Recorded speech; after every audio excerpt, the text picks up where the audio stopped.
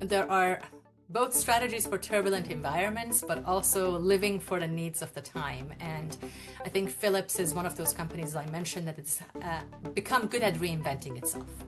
And not just for novelty, but for necessity.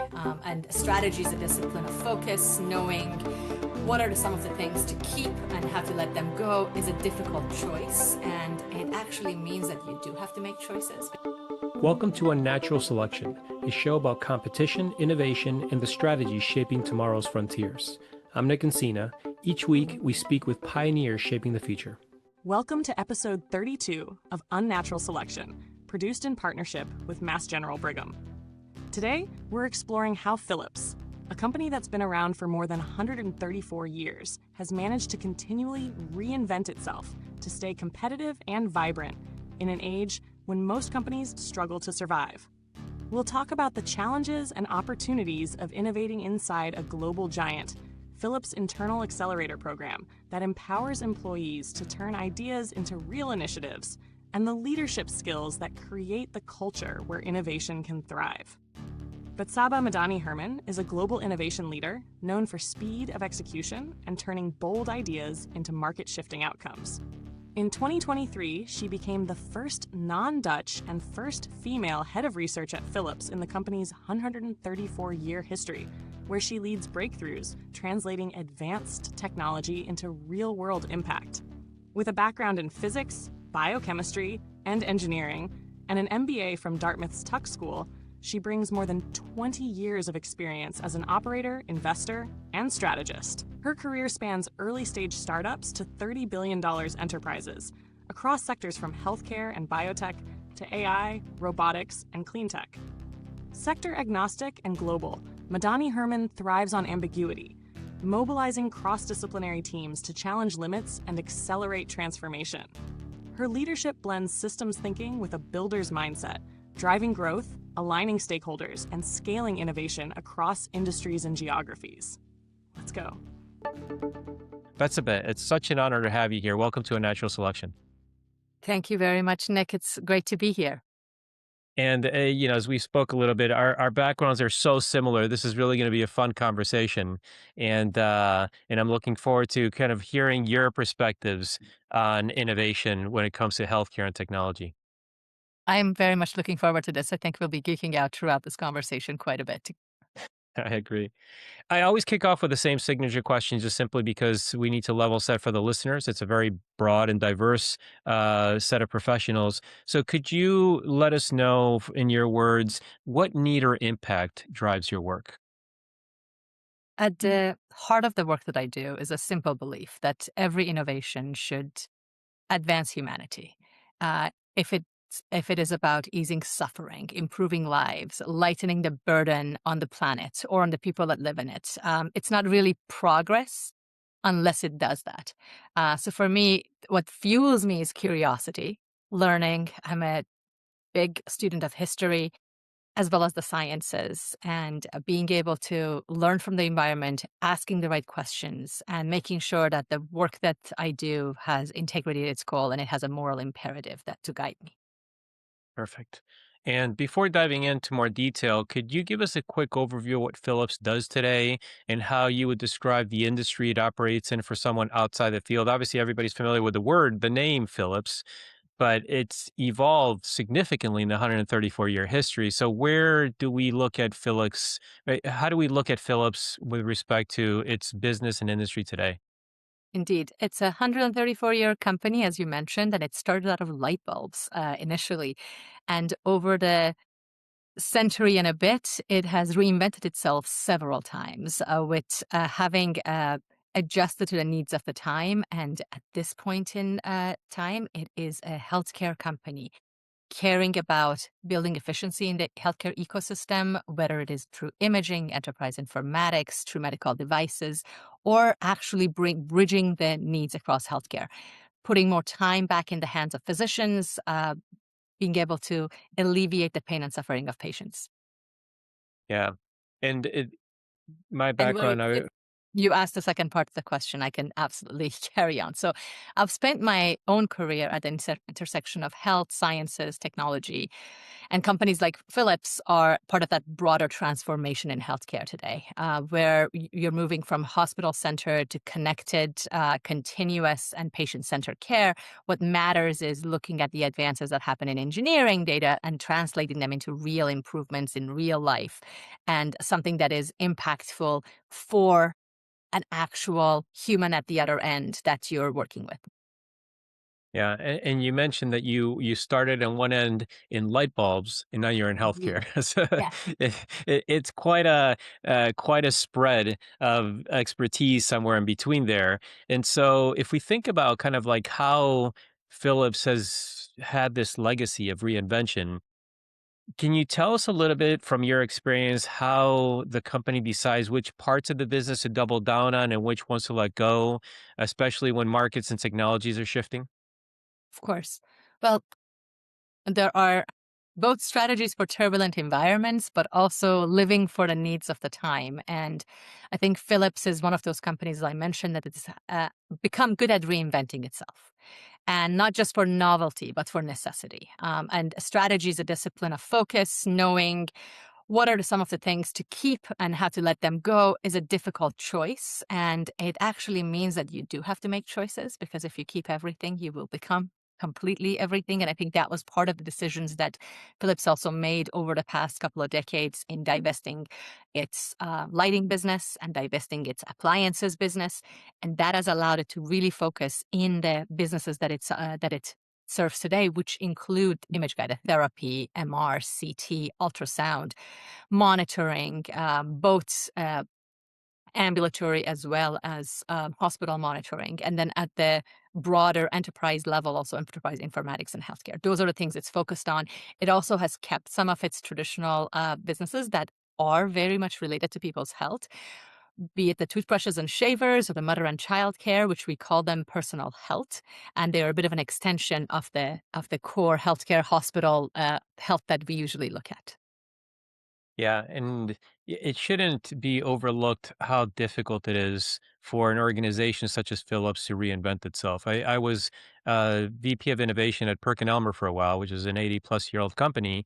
And obviously, when you have that kind of legacy and history, it comes with a lot of benefits. You have global markets, you have networks, you have resources that you can tap into, but you also have institutional inertia and a culture that's based on a lot of history. So for companies like that to morph into something new, it takes an extraordinary amount of effort and leadership to be able to do those things because change is scary, and it's not something that happens naturally within these organizations.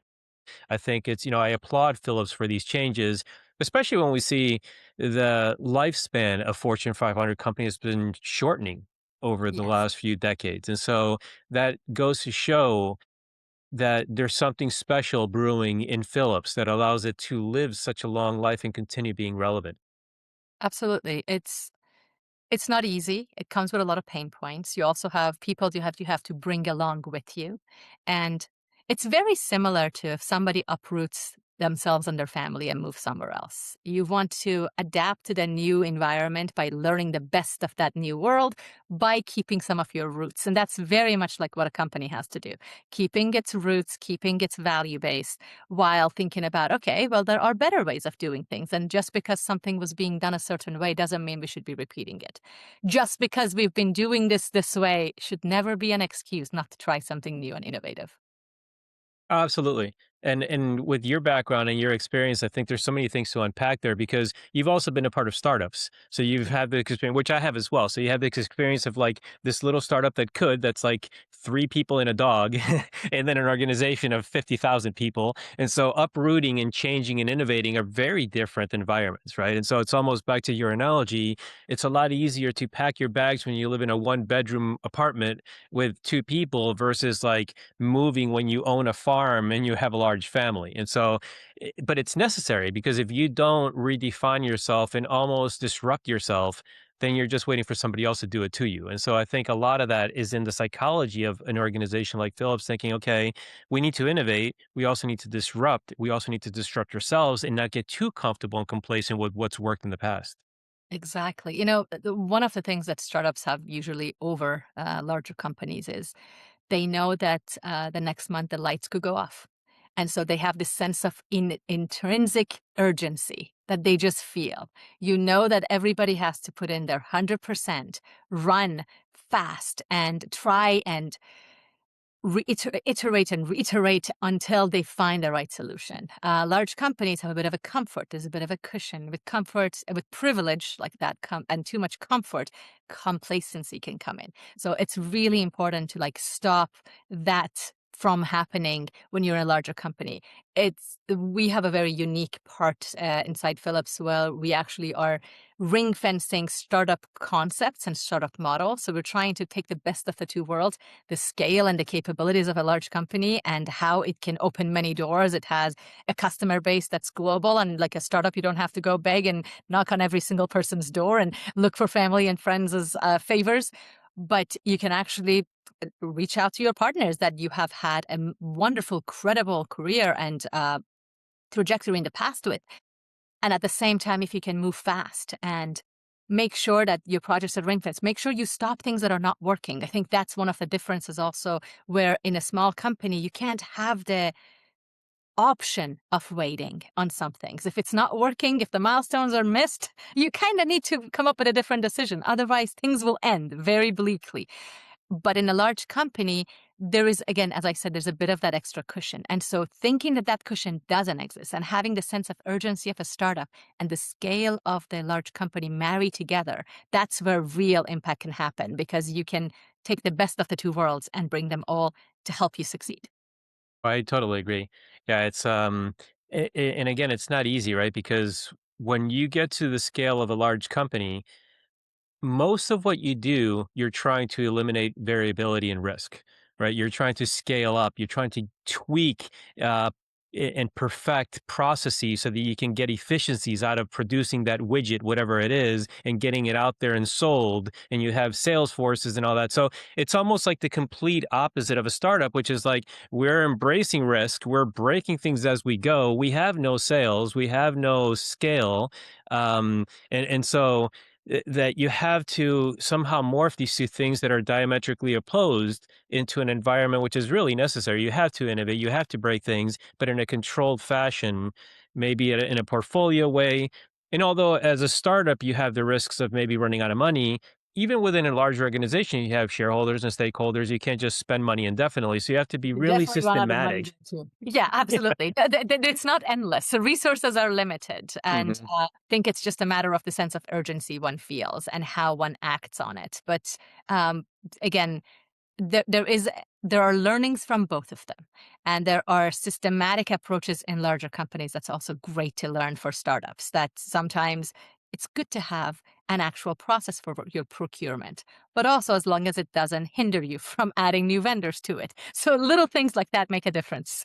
I totally agree. So if we now go back to, where Philips is now in the healthcare space, can you tell us a little bit about that? Because healthcare has obviously evolved so much and it keeps changing. We have not only a lot of the players that have been in the space for a long time, we have technology is changing, but we also have new tech giants coming in like the Apples and the Amazons and the Googles. Everybody's sniffing around healthcare.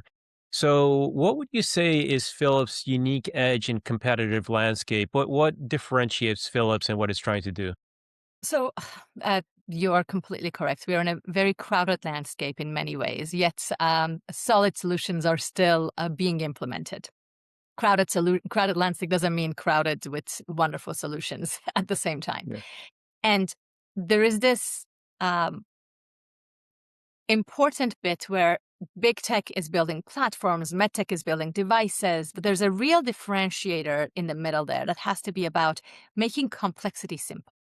And as much as tech may see it from that lens and medtech may see it from traditional spaces, the true value comes from when you marry all of them. And then the focus can become about caring for the patients and the spaces that you are systematically trying to impact. For example, if you're looking at a hospital care process, how would you be able to make their workflows a lot faster? Is it by making a better MRI that can process an image 3 or 5 times faster than it traditionally does? That way you can have the same MRI machine take in a lot more patients? Is it by having an AI algorithm applied to an imaging that machine that you have taken images from, but there might be some distortions? And by using the AI, preventing a patient from having to come back in, a radiologist having to process it again, it's using those tools to give time back, not just to the physicians, but also to the patients, to the people who are using the healthcare system. And that efficiency in itself also brings more access, because if you have the same resources being used a lot more efficiently, it could be available for a lot more people out there. And I I think that's totally what Philips is at the core trying to do. That's where its focus is, to make sure in a very complex world, trying to simplify as much as it can when it comes to patient care. Yeah, I totally agree. And I think you touched upon this a little bit there, but how do you balance innovation strategy between like breakthrough technologies that you create de novo, and then that on the one hand, and then on the other, new ways of organizing data and simplifying workflows that improve outcomes? So breakthroughs matter to us because they'll have these real impact in the future. And we get to think about data technology, how do they disappear in the background, and care becomes this seamless piece of the transformation at the core. The work that we try to do is actually focus on both breakthroughs, but also incremental exploratory innovations. And I think that, and then add to that the whole, you have the similar background, you have build, buy, partner, and invest. And not everything should be about build. And understanding your ecosystem, where you are sitting in it, where is it that you should really partner? Where is it that you should be looking at investing to learn? And what we've done is we've taken that investment and also turned it a little bit also on its head. So our research group doesn't just do research constantly, but we are also in a way an investor in internal research that happens all across the company. So similar to Y Combinator, we have a model where it's called an exploratory innovation cohorts, and we just actually announced our cohort 4 today, Hmm. which is a project that has probably caused me a few extra gray hairs and a few of my team members as well. But now it's coming to fruition. And by this point, 4 cohorts in, we can see the impact of the projects from the first cohort. We can see even the groups that don't make it in, that get rejected, they still see the value of the process and going through it. It's very similar to a venture studio. And anyone from anywhere across Philips can apply to it. These are people who have boots on the ground, engage with customers and partners and hospital systems and clients, or internally dealing with processes. And 70,000 people work at the company. So one person in the corner could say, oh, if I wish I could do X, Y, and Z, would make my life and the people that I serve's life a lot easier. And at the end of the day, would have impact. Where do they go with an idea like that? Sometimes people have to just go to their manager and take it up the ranks. But there is an actual venue for this to come in. So we almost crowdsourced the 70,000 minds of Philips and allowing them for a venue to systematically apply to these projects while walking them through what are the questions you would be asking. What are some of the things you need to know or answer? So it's not just that, oh, tell me your idea, Nick, and I'll hear your pitch. There is an actual setup around it. And step by step of the way, we have this pre-screening that businesses and strategy teams look at it to make sure we're not just going to be jumping into aerospace. I would definitely look at funding those, but that's not our business today. My team knows this. I joke that if I were ever to fund something outside of strategy, first thing would be aerospace. I love But it. going further, we also have, for the ones that are selected in the first or second phase of screening, we do this coaching model where we have senior folks, senior executives from across the company matched based on their background, their expertise, or the questions that we have around a specific project with the team. They may have nothing to do with each other. They may have even ever met before, which also is another great thing. We're creating cross-pollination across these 70,000 people Exactly. or across the planet. And once that is all done, final step is a board that I've assembled and put together. And that's myself, our chief medical, our head of strategy, our head of data and AI, and our head of partnerships.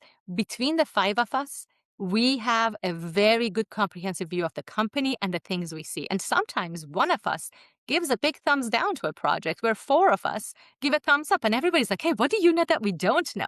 So there's also learning for the five of us at the end of the step. That's amazing. This just happened about last week where in one particular project, there wasn't a subject matter expertise amongst us.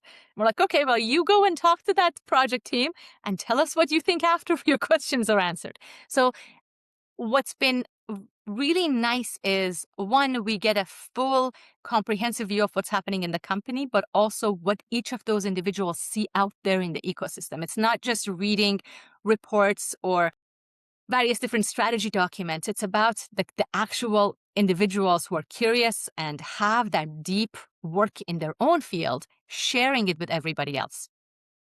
That's I know incredible. I went a little bit outside of the question you asked, but it's something that I'm quite excited about. No, are you kidding me? I'm like, I forgot all my other questions now because just want to talk about that. That's so it's like a Y Combinator incubator accelerator, and for internal Philips people. So that's amazing. So I guess a couple of questions about that. Um, when you choose the projects, then the people that are proposing this, they go on some kind of a sabbatical from their position to implement this. They do not. So the way it works is, if, say, you're applying for this and you say that I'm going to be the project manager, it's because probably it's related to you. But you may also be applying for this saying that, you know what, I'm going to be only 5% involved, but I want to put a team together. The budget and the ask and the use of funds could be for hiring consultants from outside, for other people from, because we have like pay for use models internally. Like you could hire engineers from other departments. You could hire data and AI people. You could say, oh, this is more of with a partner, I need to be working on this. And there's some data they have. And when it goes outside of Philips, we do a little bit of checking, because what's really important is they should have all the agreements in advance. These projects run in 6-month sprints, so they are short. Some of the ones that are purely AI run 3-month sprints, and another are internal. And we provide them with the funding. They also share with us what are the milestones they're going to reach throughout that timeline. So we don't just say goodbye at the beginning of the 6 months and they come back and see us in 6 months later. That what I mentioned earlier, it's really important to know what you stop. And so when a milestone is being missed, it's never a surprise. We always know that it's coming because we can see the struggle. We are their partner. We work together hand in glove.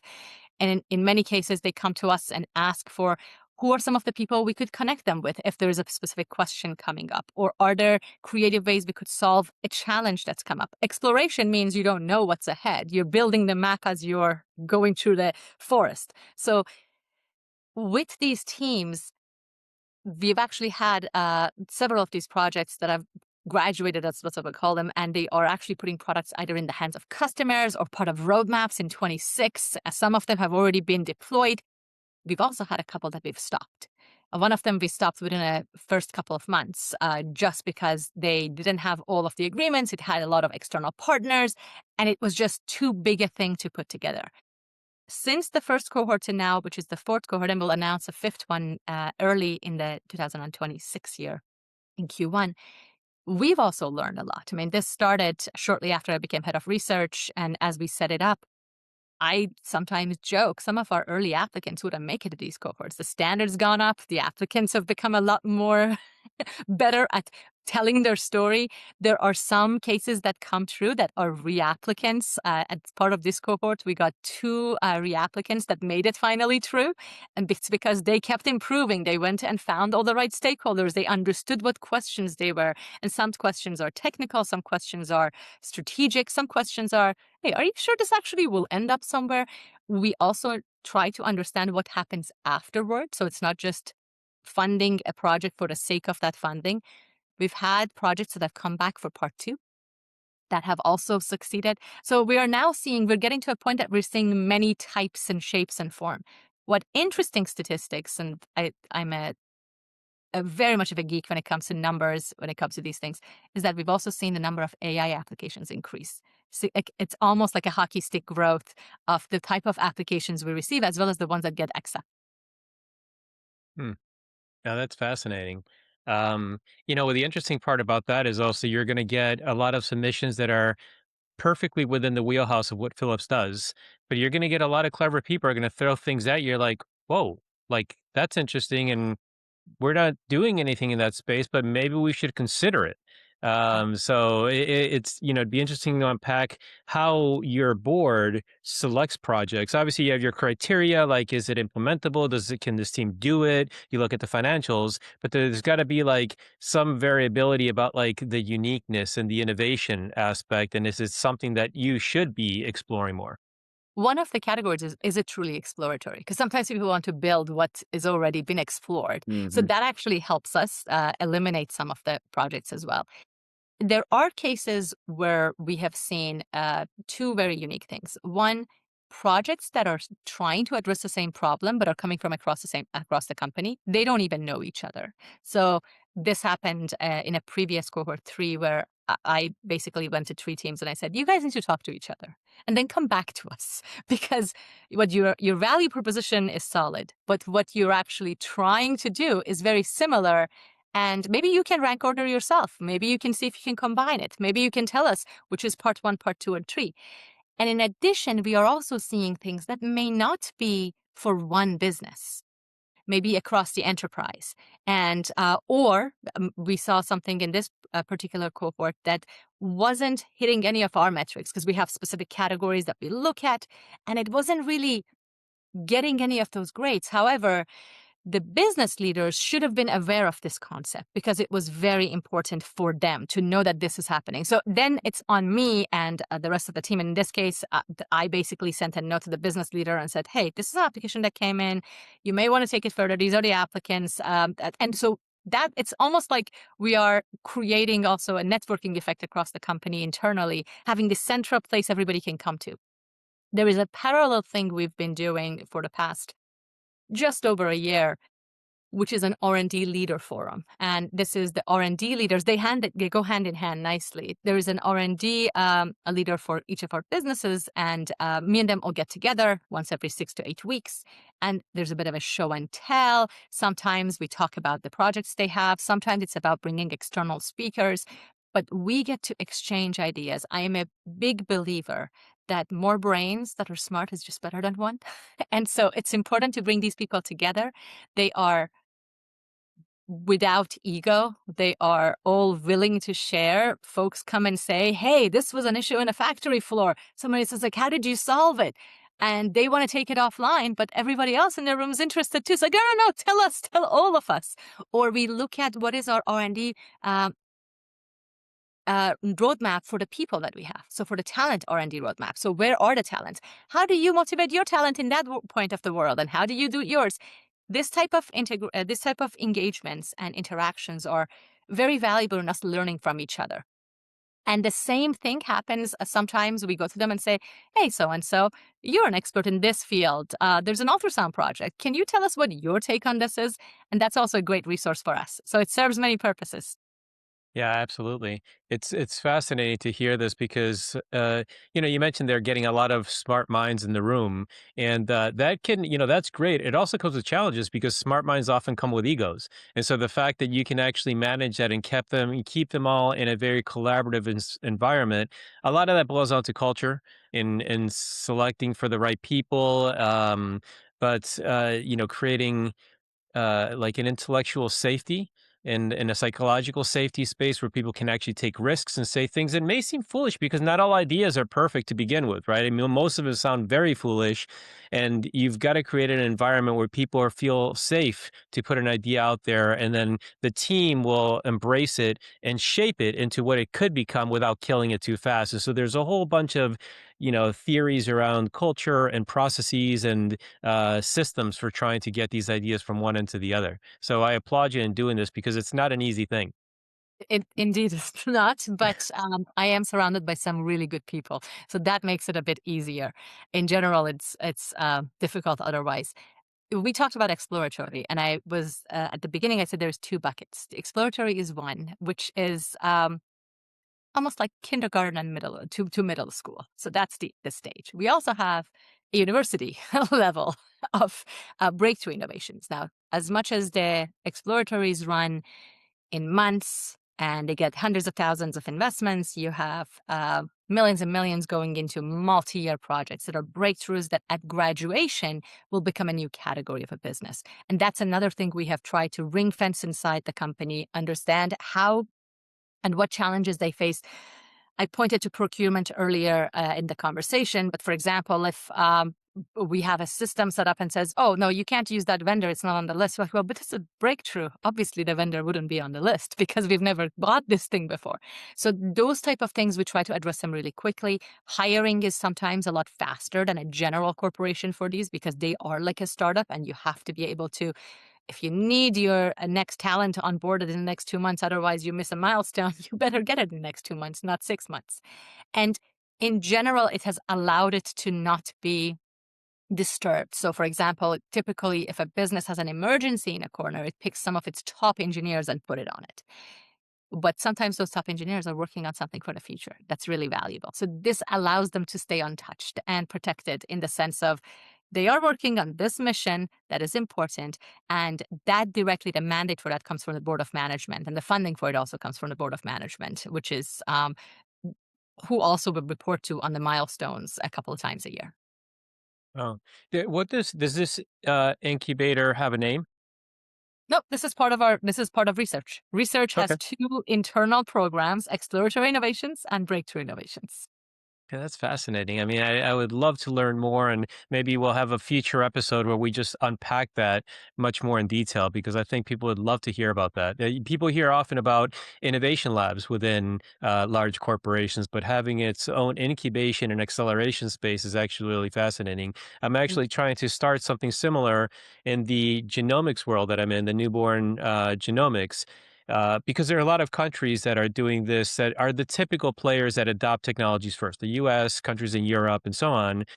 But then you get countries that would like to participate but don't necessarily have the resources, the training, and so on. And then you get this large gap in between. There's still countries trying to catch up on just regular biochemical newborn screening.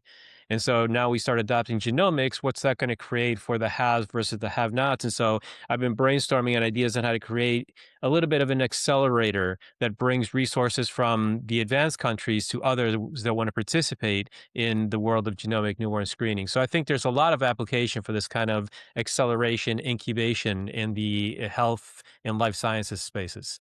Absolutely. It's been easier to do it within a company. Now, none of these things are like on their own incorporated, just to be clear. They are Yeah. still part of Philips, and it's just teams in Philips. And sometimes our team members actually leave for a new role, or we usually bring more people from other parts of Philips. So there is this piece of symbiotic relationship with the rest of the company because that's how it all works together. Nothing is done in silo.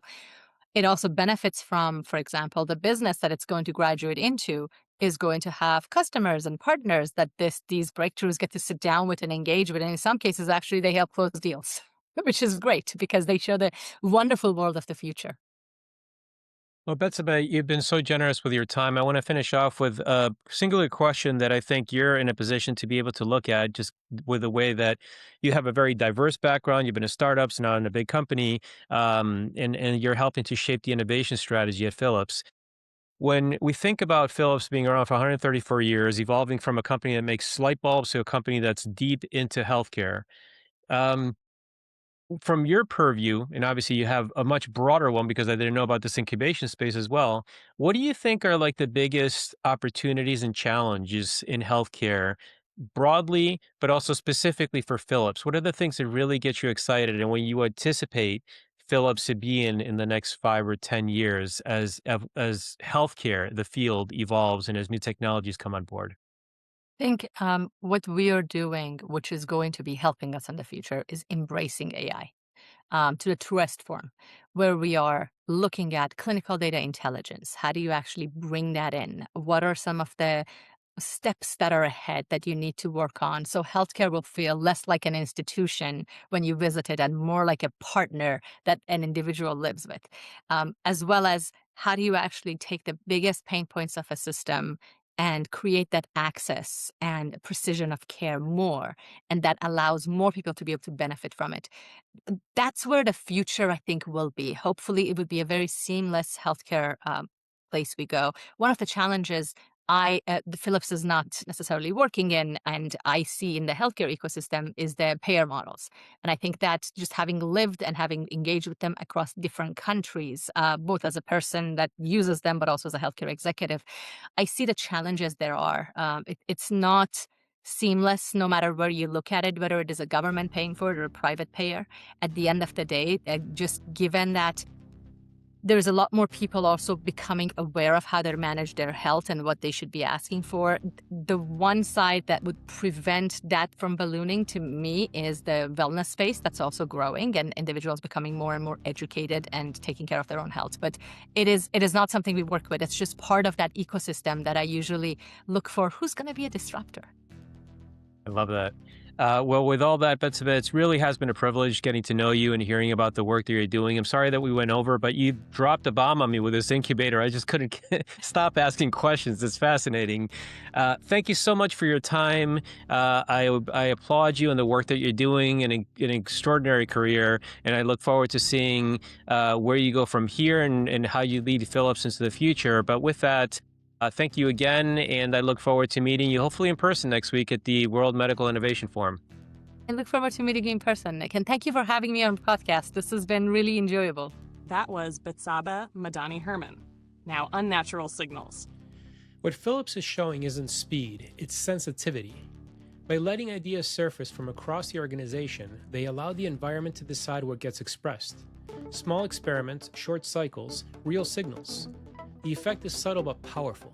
A large system begins to behave like a connected one. The signal we're keeping: innovation survives when intelligence is shared and when organizations learn to listen to themselves. Thanks for listening to Unnatural Selection. If you enjoyed the episode, subscribe, leave a review, and share it with someone shaping the future. Explore more at unnaturalselection.net and connect with us on LinkedIn and Facebook. Until next time, keep evolving.